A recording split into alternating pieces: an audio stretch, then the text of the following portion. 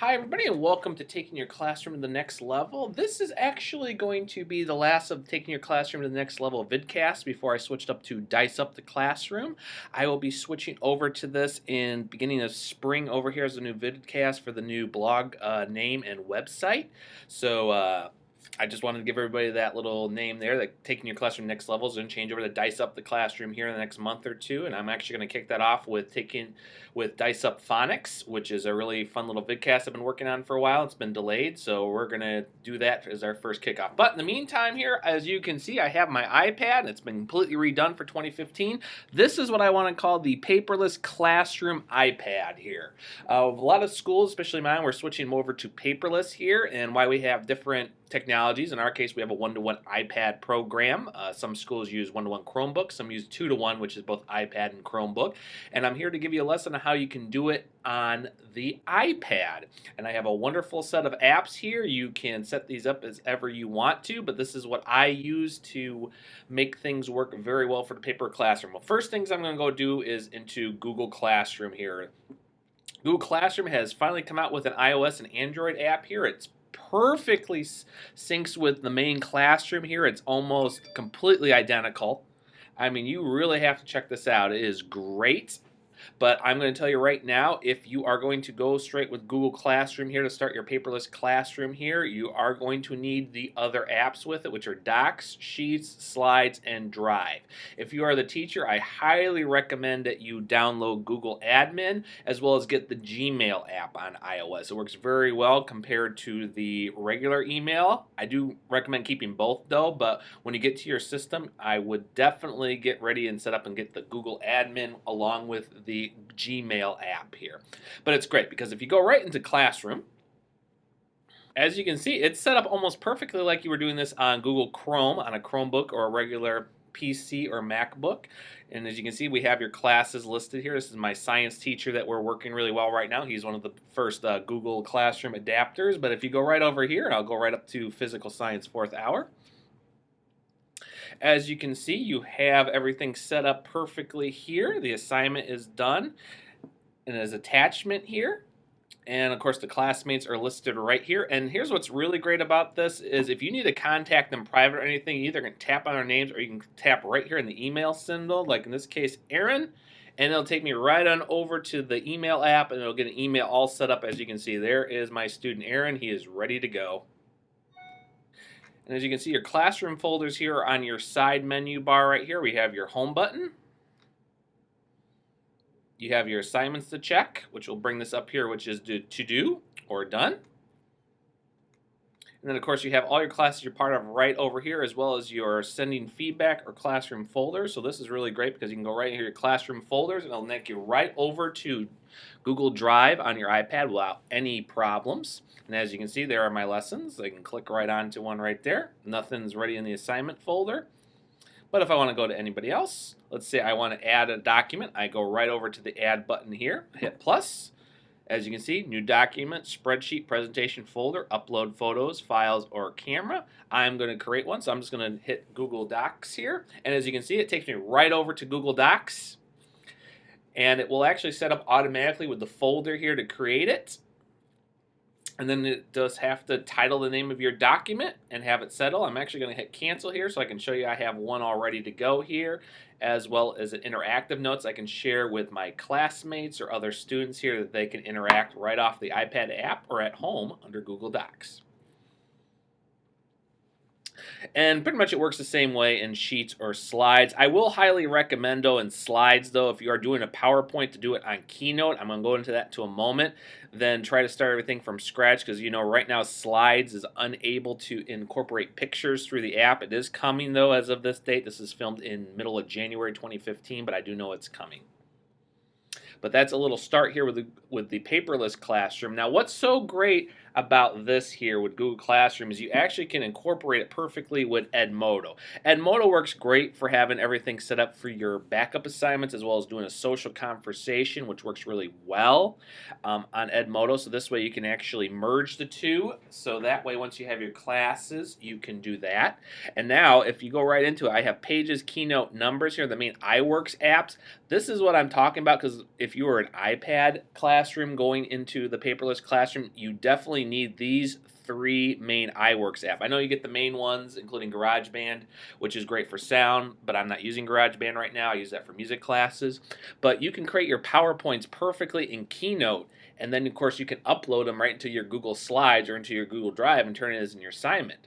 And it works fantastic. And if there's a problem with your link or anything, you can send it right through Edmodo, so that way it can be viewed as a PDF for the teacher, and the assignment can be looked at, graded, and assigned, and it works really well. Same thing with numbers. If you're having any problems with spreadsheets, you can go right into numbers, upload either the Edmodo or Google Classroom.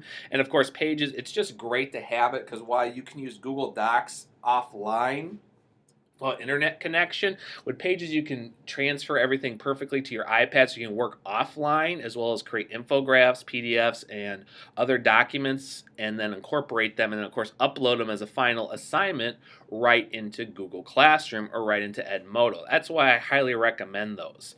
Now, as you can also see here, I have Notability in Paper. Now, many people know I am really a big believer in sketchnotes right now, and as we also know, Megan Zingmer is doing that hugely with her classroom and that, but I also have Notability. Now, here's the 2 reasons why. In Paper, I can create sketch notes perfectly. I can write them out, I can annotate, I can create pictures, link this to this, no problem. But in Notability, I do what's called the Smash Book, which, if those who don't know, a Smash Book basically is a journal/scrapbook. And what happens is in Notability, I can incorporate real pictures. I can take a picture of homework assignment. I can take pictures of projects, and then I can type in through the regular keyboard, and I will show you right now. But right here, I have page 6 here as I'm working right now with one of my students. I recorded some audio for it, but what happens now is while I have page 6 here, and I can type in everything, and I can work this any different way.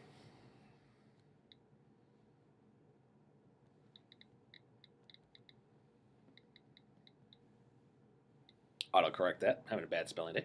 But now what I can do is I actually can incorporate pictures. I can actually have ones I can put in figures like this.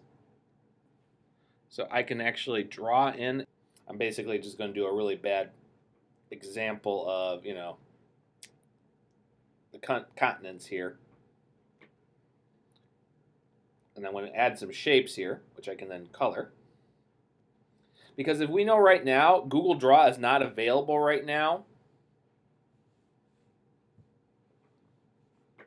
for iOS. It is eventually coming, but unless you have a Chromebook, you can't use it. But here with Notability, I can do all that. I can actually create and do draws for shapes. I can add captions.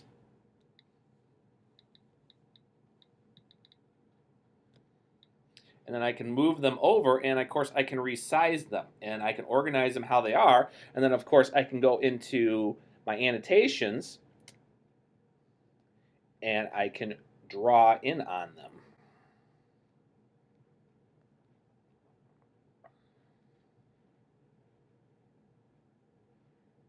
I'm not taking my time, guys. I swear I'm a better artist than this here. But I can do that, and of course, once I'm finished there, I can export this out, and I can put it right into Paper, as you can see, or I can clone it.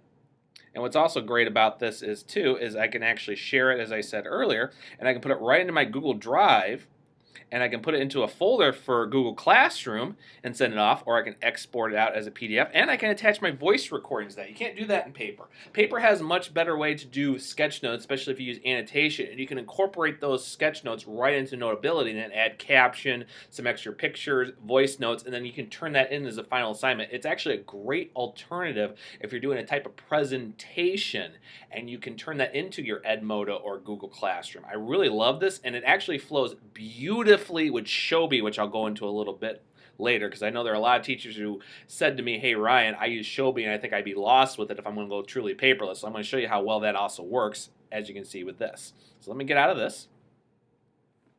And before I move on, here's my big 3 here. You know, Stick Around is my favorite app, and it works fantastic. It would explain everything, and these were, of course, made by the same company with Morris Cook, and then Padlet Lite. Here's what I love doing about this. I can use mind mapping in Padlet Lite, and then I can save as a JPEG, and I can incorporate into backgrounds for Stick Around here and actually make templates a little different for my Stick Around puzzles, and then, of course, create the voice tutorials in video would explain everything. And what happens is when you do all this, you actually can incorporate you doing the screen about solving the puzzle instead of just turning this in by email or into your Google Drive for your teacher to access. And this way you have an interactive video, which you, of course, can turn into Edmodo or Google Classroom. Of course, it works better in Google Classroom since there is not much of a file space limit with videos as long as you use your 30 gigs or 1T, depending on what group you are in the classroom. So that's why I keep these three here, and they work perfectly. You can still do stick around, of course, and export it out to Google Classroom perfectly, and then of course the teacher can download it and review their work, or of course they can upload the JPEGs about their completed puzzle. And it's great for assignments, and of course you can annotate it, which goes great into using apps like Sketch or creating a book here in Book Creator, because then of course you can export it out as a PDF into the Google Classroom or into Edmodo. Or if you want to, you can go into Dropbox. I use Dropbox mostly for teachers. And of course I use InstaShare because at least I can share it wirelessly through Bluetooth in case my internet's down. So let's say you can't email an assignment or you can't give it to your students or classmates can't work together. With InstaShare, you just turn on your Bluetooth and the InstaShare can share out everything in Keynote, in Pages, in Numbers, in images and videos if they're not too big. So this way you can actually transfer them to other devices without worrying about your internet if it's down. So that way once your internet's back up and working, you can put it into programs such as Showbie. And while we're at it, I'm going to go right into Showbie before I go into Evernote and Sketch, and of course why Decide Now is on here.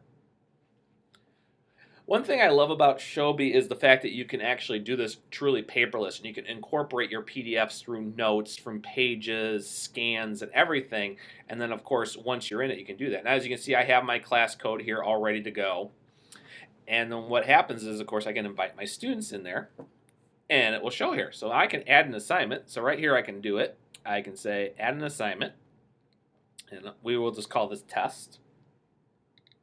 And what's amazing is you actually can set this as a lock-in assignment, so students can't access this, because sometimes when it goes live, they can see it, but what happens is when you're ready for your changes to your assignment, you can just turn this off and it works great. And here you can change the show time in here. So I can just say this is due on the 26th by 3 p.m., which is the end of the school day. And then I just hit save.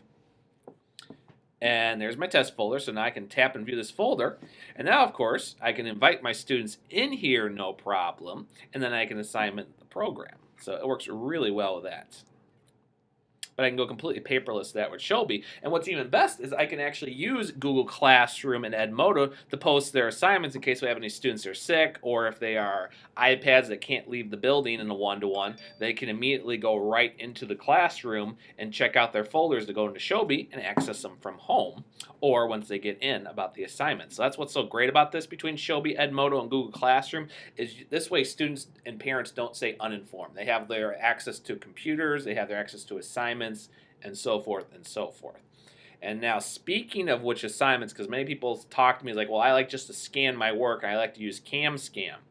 Well, right now, Evernote has come out with Scannable, which works really great, where you can do several documents with your document camera, and then you can export it as a PDF, a JPEG to the camera, or right into your Evernote. So that way, if students are working with notes with each other for classroom over in Evernote, they can export those scanned images right to Evernote and, of course, save and annotate and work it. So that way they keep with their cloud journaling and assignment note taking, which then they can incorporate into their sketch notes or smash notebooks here in Notability and Paper. I think you're all starting to see where I'm going here. It's really, really cool little effect that works well. And then this way, if you're on social blogging, as you can see, Kidblog works fantastic with this. I mean, if you have a Weebly or a Blogger set up or WordPress, you can go there too. I use Kidblog because it works really great for my younger students. And then they're able to journal everything right from their iPads, everything they do in those classrooms, so that way they can share and talk about their assignment and process that they did in the other ones. And of course, I keep my social networks, as you can see, between Twitter, Apps Gone Free, and Instagram. It works great for both social network sharing as well as doing selfies in the classroom. And of course, my Apps Gone Free is once in a while I find a great app that goes free that I have to incorporate. And speaking of apps that have gone free or ones that I highly recommend working, I do recommend then decide now. It was free a couple weeks ago. It is 99 cents. I highly recommend this because this is basically the best way to do digital app dice or do student selection, where you can add in random assignments or student selection or apps for programs, because all you have to do is go and decide now, create your spinner, and then spin away, and you can even share that with students so they can create theirs.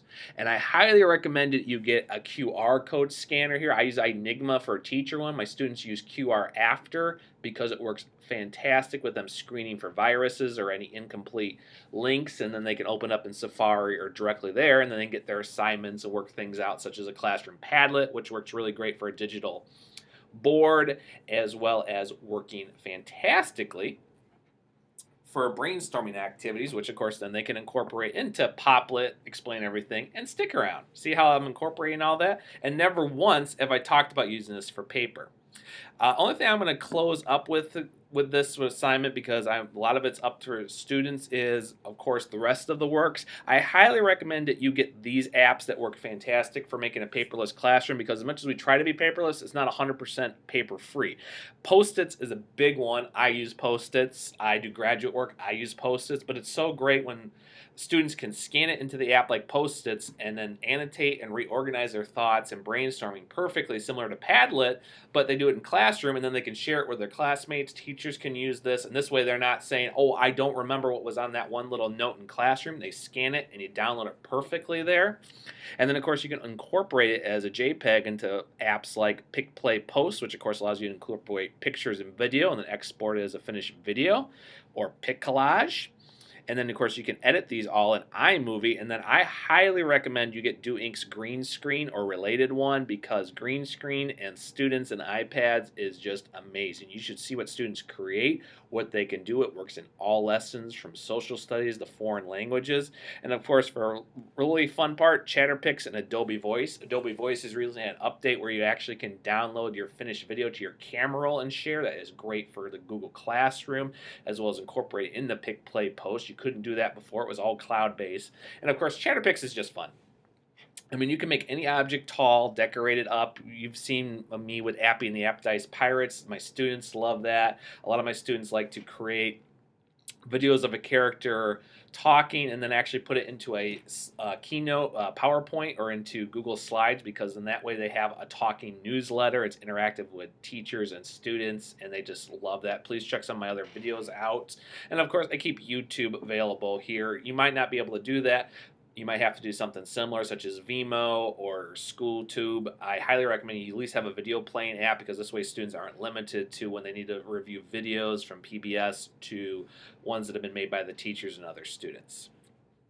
So that is actually a lot of my recommendations right now here. If you want to go completely paperless, use an iPad. I'm actually going to have a wonderful little infographic up later on my blog about how you can incorporate those specifics into a Chromebook if you're a completely Chromebook or Google Apps Android classroom and everything. And the infographic will show you what works for what. Some, of course, will transfer perfectly, like Google Classroom or Edmodo or Notability or Kidblog, and, of course, your social networks, and some won't. But I will have that all up in a little later infographic, so please check that out. If you have any questions, please check me out at Classroom Next Level, currently on WordPress, soon to change into Dice Up the Classroom. If you have any other questions, please follow me on Twitter at Ryan7Reed, or look for me on Google+. I'll see everybody later.